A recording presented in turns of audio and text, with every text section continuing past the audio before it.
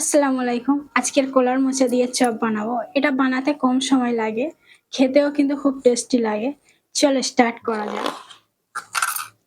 দেখো এই মোচার দাগ কিন্তু খুব খারাপ জিনিস। এর রস একটু কোথায় লাগলে কিন্তু জামা কাপড়ের দাগ হয়ে যাবে। তেমন আজকের আমি সাদা জামা পরেছি।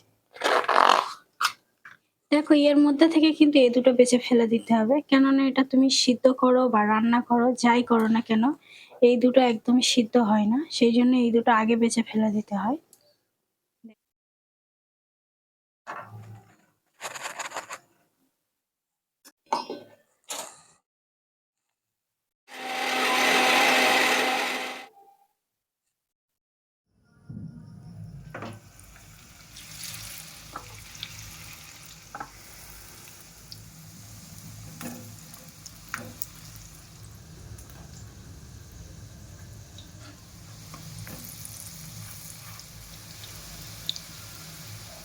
দেখো চপ ভাজা আমার কমপ্লিট হয়ে গেছে।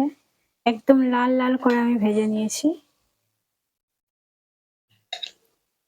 একটা কত সুন্দর সেন্ট আসছে এর ভেতর থেকে, খেতেও কিন্তু হেবি সুন্দর হবে।